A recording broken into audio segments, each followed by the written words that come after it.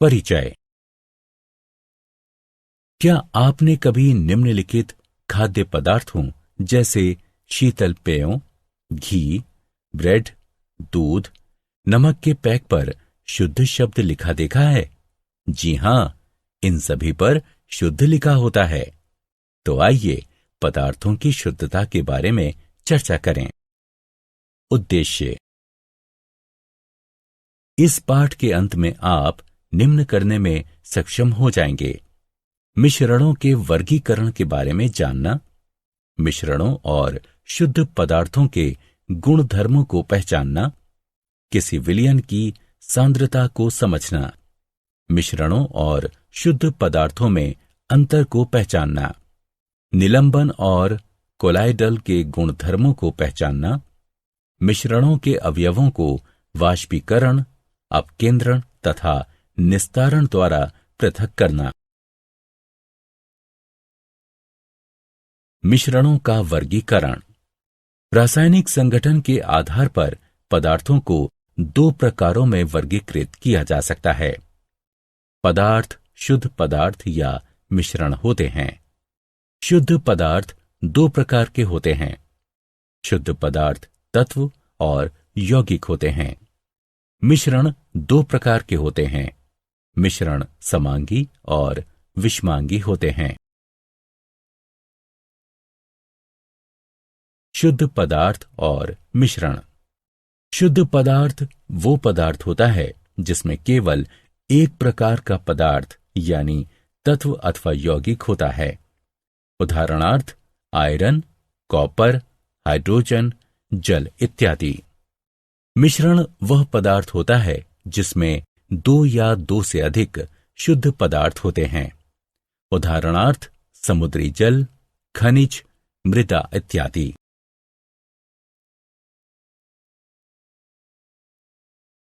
शुद्ध पदार्थों एवं मिश्रणों में अंतर।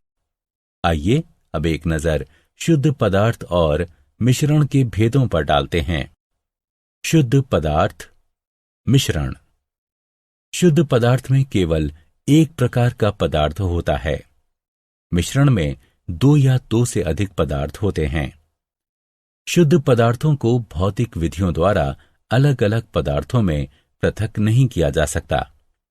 मिश्रण को भौतिक विधियों द्वारा इसके अवयवों में पृथक किया जा सकता है। शुद्ध पदार्थों के अपने निश्चित गुणधर्म होते हैं। मिश्रण अपने अवयवों के गुणधर्मों को दर्शाता है।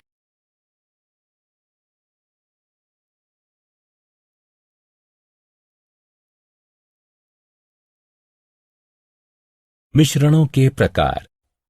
समांगी मिश्रण। यह एक समान संगठन वाला मिश्रण होता है। इस मिश्रण के कण नग्न आंखों से नहीं देखे जा सकते। उदाहरण शर्करा का जलीय मिश्रण, नमक का जलीय मिश्रण, कॉपर सल्फेट का जलीय मिश्रण। विषमांगी मिश्रण। यह असमान संगठन वाला मिश्रण होता है। इसके कण नग्न आंखों से देखे जा सकते हैं।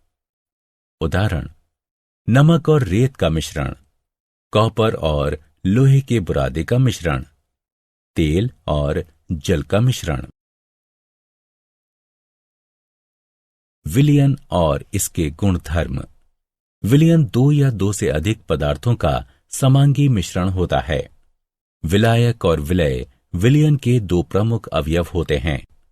वह अवयव जो अधिक मात्रा में है वह विलायक है और वह अवयव जो कम मात्रा में है वो विलय है। जल में नमक का विलयन, जल में शर्करा का विलयन, जल में आयोडीन यानी टिंचर आयोडीन तथा सोडा वाटर आदि विलयन हैं। कोलाइडल विलयन। कोलाइडल विलयन दो या दो से अधिक पदार्थों का विषमांगी मिश्रण होता है। उदाहरणार्थ जल में स्टार्च का मिश्रण, अंडे की अल्बुमिन का जल में मिश्रण, दूध, धूल या धुएं से युक्त वायु। कोलाइडल विलयन के गुणधर्म। कोलाइडल विलयन एक विषमांगी मिश्रण होता है। इसमें उपस्थित कणों को नग्न आंखों से नहीं देखा जा सकता। विलय के कणों को छानकर अलग नहीं किया जा सकता। विलय के कण तल पर नहीं बैठते तथा विलयन स्थायी होता है। विलयन के कण विलयन से गुजरने वाली प्रकाश की किरण को फैला देते हैं और इनसे गुजरने वाले प्रकाश के मार्ग को देखा जा सकता है। निलंबन और इसके गुणधर्म। निलंबन दो या दो से अधिक पदार्थों का विषमांगी मिश्रण होता है। उदाहरणार्थ, जल और रेत का मिश्रण, पिसे हुए चौक और जल का मिश्रण, कोलगेट इत्यादि। इसमें उपस्थित कणों को नग्न आंखों से देखा जा सकता है। इसके कण तल पर बैठते जाते हैं तथा विलयन अस्थायी होता है। इसके कण विलयन से गुजरने वाली प्रकाश की किरण को फैला देते हैं और इनसे गुजरने वाले प्रकाश के मार्ग को देखा जा सकता है। टिंडल प्रभाव। जब प्रकाश की कोई किरण कोलाइडल विलयन से गुजरती है तो कोलाइडल कण प्रकाश की किरण को फैला देते हैं, जिसके कारण विलयन में प्रकाश के मार्ग को देखा जा सकता है। इसी प्रभाव को टिंडल प्रभाव कहते हैं। किसी कमरे में जब प्रकाश की कोई किरण एक छोटे से छिद्र से प्रवेश करती है तो धूल के या धुएं के कणों से किरण के फैल जाने के कारण वहां टिंडल प्रभाव देखा जा सकता है। धूप में उपस्थित जल की बूंदों द्वारा प्रकाश के फैल जाने के कारण घने जंगलों में भी टिंडल प्रभाव को देखा जा सकता है।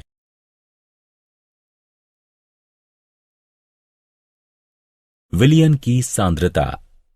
किसी विलयन की सांद्रता विलय की वह मात्रा है जो विलयन या विलायक की दी गई मात्रा में उपस्थित होता है। किसी विलयन की सांद्रता विलय का वो द्रव्यमान है जो विलयन या विलायक के दिए गए द्रव्यमान में उपस्थित होता है।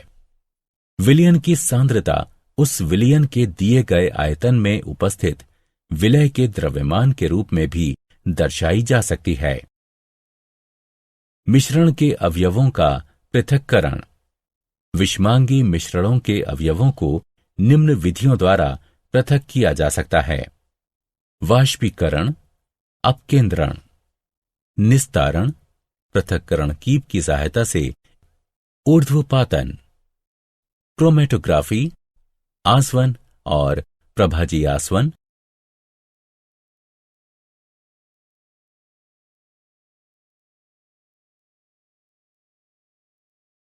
वाष्पीकरण। यह विधि वाष्पीकृत हो सकने वाले अवयव यानी विलायक को वाष्पीकृत न हो सकने वाले अवयव यानी विलय से पृथक करने के लिए अपनाई जाती है। चित्र में बारिश का पानी बिजली कड़कने के पश्चात गर्म सतह से वाष्पीकृत होकर उड़ जाता है। अपकेंद्रण। किसी भी मिश्रण से अधिक घनत्व वाले कणों और हल्के कणों को अपकेंद्रीय यंत्र का प्रयोग करते हुए पृथक करने की यह विधि अपकेंद्रण कहलाती है। यदि किसी अपकेंद्रीय यंत्र में हम थोड़ा सा दूध लें और उसे तेजी से घुमाएं तो क्रीम दूध से अलग हो जाती है, क्योंकि क्रीम का घनत्व दूध से कम होता है। पृथक्करण कीप की सहायता से निस्तारण। इस विधि का प्रयोग परस्पर अघुलनशील द्रवों को पृथक करने के लिए किया जाता है। इसमें द्रव अपने अपने घनत्व के आधार पर विभिन्न परतों में बढ़ जाते हैं। यदि हम केरोसिन तेल और जल का मिश्रण एक पृथक्करण कीप में डालते हैं तो तेल और जल की अलग अलग परतें बन जाती हैं। स्टॉप कॉर्क को खोलकर जल को पृथक किया जा सकता है। जल के पूरी तरह निकल जाने के बाद स्टॉप कॉर्क को दोबारा बंद किया जा सकता है। क्या आप जानते हैं, जल में सोना माइकल फैराडे द्वारा बनाया गया एक प्रसिद्ध कोलाइड था। ये अभी भी है। लंदन के रॉयल संस्थान के संग्रह में, और अभी तक इसके कण तल पर नहीं बैठे हैं।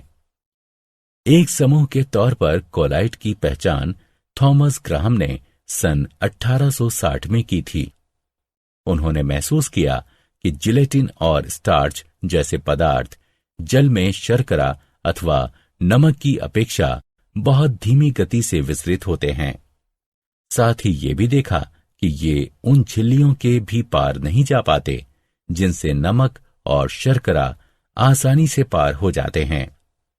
ग्राहम ने यह भी पाया कि नमक और शर्करा के क्रिस्टल्स बनाए तो जा सकते हैं, पर जिलेटिन अथवा स्टार्च के नहीं। इस नए प्रकार के मिश्रण जो निलंबन और विलियन से अलग था, उसको परिभाषित करने के लिए कोलाइट, ग्रीक शब्द ग्लू से शब्द की खोज उन्होंने ही की।